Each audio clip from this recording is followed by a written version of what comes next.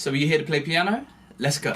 Hey, I'm Piano Bruce, and in this video I'm going to be giving you 4 quick tips on how to memorise music faster. This is a really valuable skill to have because once you know a song off the top of your head, all you've got to do then is practice it until you get it perfect. I'm glad I'm not him. Tip 1. Break it into bite-sized chunks. When you have a piece of music in front of you, it can seem like a lot to remember. The piece you see in front of you has 52 notes in total. How do you memorise that? Let's break it down into sections. It might look something like this. Now we have little chunks of music that we can practice individually so that it doesn't feel so overwhelming. Focus on one section, and then when you feel comfortable, move on to the next. Now it's important to remember that when you move on to the next chunk of music and you get that one down, make sure that you remind yourself of the previous section so that you don't forget it. This makes it less likely that you'll forget what to play as you move on.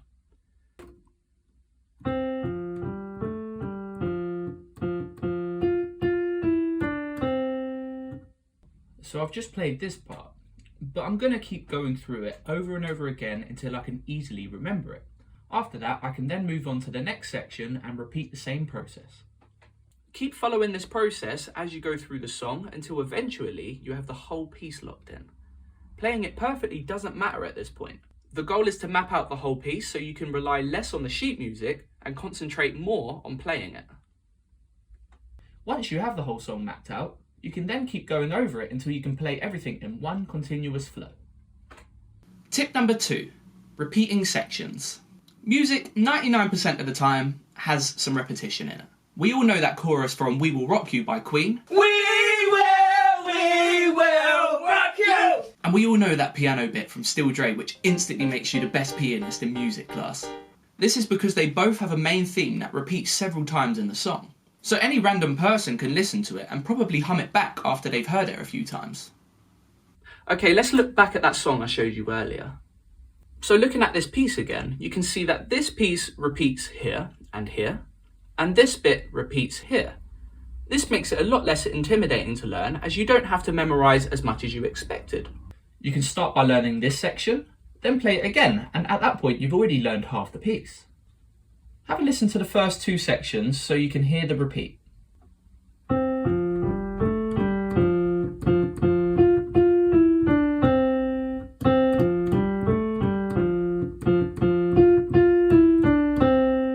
See, it's not as bad as you think. I can almost guarantee you'll see repeating sections in anything you want to learn, so keep an eye out for them. It's an absolute lifesaver. The third tip I have for you is you need to find patterns within the song. Take a look at this song. At a first glance, it looks awful to play, but when you really listen to it, you'll probably notice a pattern straight away, and you might have even heard it before.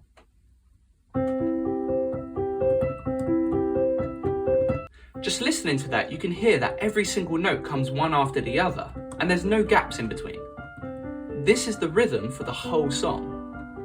Knowing this rhythm makes the song a lot easier to learn because now you just need to learn what the notes are. So let's look at those notes. In the first bar, you actually only need to play 5 different notes. So line your hands up with those notes, C, E, G, C, and E, and then play them in the right order. So you line your left hand up with the first 2 notes on the left, and your right hand with the 3 notes on the right. The notes travel from the lowest to the highest, with the left hand playing the first 2 notes, and the right hand playing the next 3. Repeat the last 3 notes again with the right hand in the same order, and that's the first half of the bar done.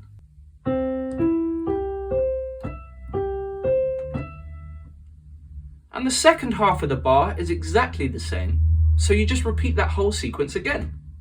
Easy peasy.